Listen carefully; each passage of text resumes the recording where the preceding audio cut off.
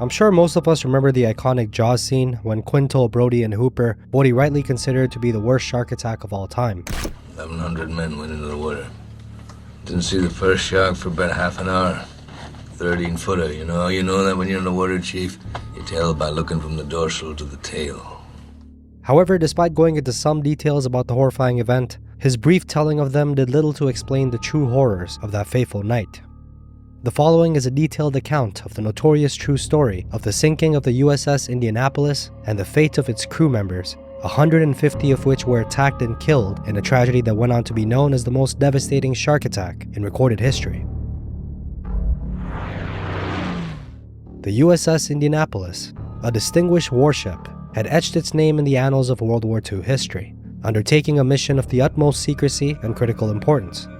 She was entrusted with the delivery of the vital components of the first operational atomic bomb, a cargo destined for a naval base on the remote Pacific island of Tinian.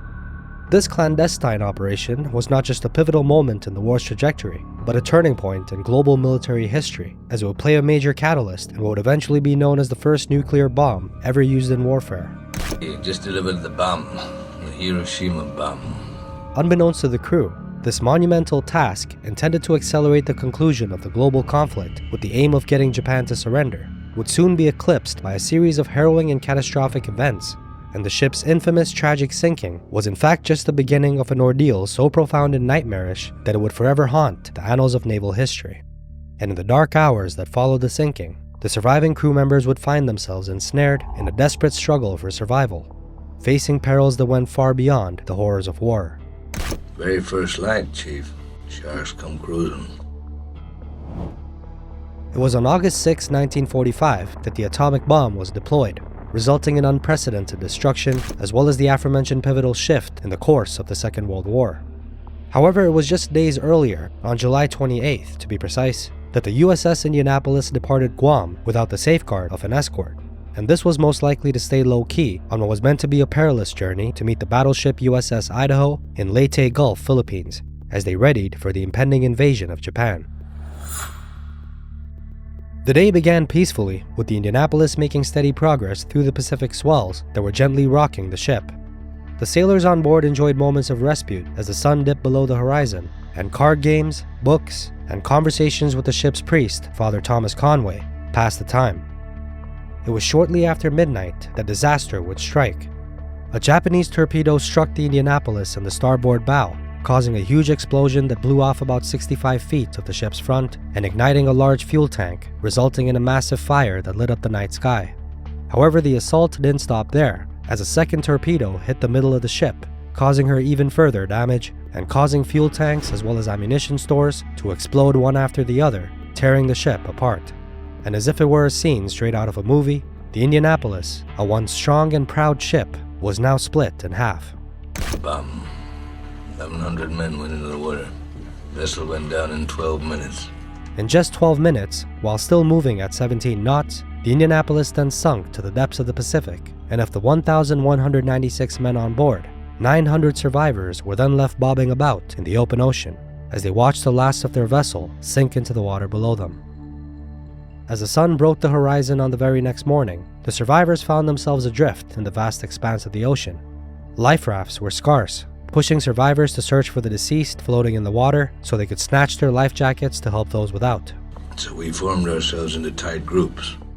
They then began forming groups of varying sizes in the open water in a desperate attempt to maintain some semblance of order and in hopes of fending off exposure, thirst, and of course the encroaching threat of sharks. Oh, distress signal had been sent. They didn't even list us overdue for a week. Very first light, Chief. Sharks come cruising. And the presence of thrashing bodies and spilled blood eventually lured sharks to the scene. But these weren't just any sharks. While a number of shark species inhabit open waters, none are more aggressive than the oceanic whitetip. Oceanic whitetip sharks are considered particularly dangerous in open water, and this is due to their often aggressive and opportunistic feeding behavior.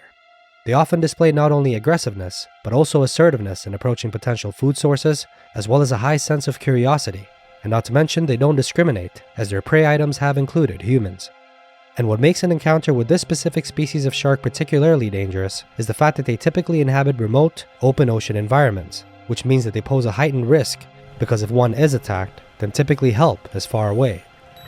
The first night saw the sharks targeting the floating deceased, but as the survivors' movements disturbed the water, more and more sharks ended up joining the feeding frenzy. And of course, sharks, armed with a remarkable biological feature known as the lateral line, which are a series of receptors sensing pressure and movement, were easily able to detect the living. And in particular, these were injured members of the crew, especially those that were bleeding out, that became their primary target. Observing this, survivors then tried to distance themselves as much as they could from those with open wounds, and when someone passed away, they would push their body away from them in an attempt to fend off the sharks. And as hunger began to set in, they were because of this fear still not even able to consume their meager rations, which consisted of just remnants like cans of Spam that they managed to salvage from the sinking ship.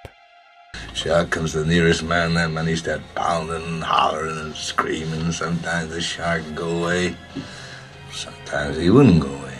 Sometimes that shark, he looks right into you. When he comes at you, he doesn't seem to be living.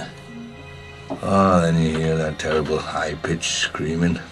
The ocean turns red, in spite of all the pounding and the hollering. They all come in, they rip you to pieces. One particular group of survivors were so desperate for food that they went on to open a can of Spam, the scent of which proved irresistible to the sharks, who immediately started approaching and circling them, causing them to discard their rations in fear of being attacked. As days turned to nights, the air for the most part was filled with agonizing screams as more and more sharks gathered to feed on survivors. And to the horror of the remaining survivors, there was still no sign of rescue. And amidst this despair, the survivors discovered that their safety lay in numbers, with the center of the group being the ideal location. And those that were on the fringes, or worse, floating solo in the water, of course remained the most vulnerable to an attack. As the days and nights stretched on, unbearable heat and thirst would then lead some survivors to succumb to hallucinations. Many of them would see mirages which compelled them to drink seawater, which is of course a death sentence. Some crew members who were foaming at the mouth, with tongues and lips parched and swollen, and extreme fear and trauma coursing through their mind, especially due to the continuing threat of circling sharks, had then dragged their fellow survivors underwater in what were their final moments. It wasn't until the fourth day after the sinking, at 11 a.m., that a Navy plane flying overhead would spot the Indianapolis survivors and sent a desperate call for more help. And within hours, another seaplane piloted by Lieutenant Adrian Marks then landed in the shark-infested waters to rescue the remaining survivors. And later that same night, another naval ship, the USS Doyle, had reached the scene, pulling the last survivors from the water. Of the aforementioned 1,196 crew members, only 317 survived the sinking, and estimates regarding shark-related casualties vary from a few dozen to nearly 150. However, regardless of the precise number of those deceased, the Indianapolis crew and its survivors had undoubtedly endured what remains as the worst maritime disaster in U.S. naval history. If you found this episode interesting, then I'll leave you a few of our most recent episodes at the end screen of this video. Once again, thanks for watching. Do hit that like and subscribe button if you're new. This is Animal Al. Stay safe out there. Till next time.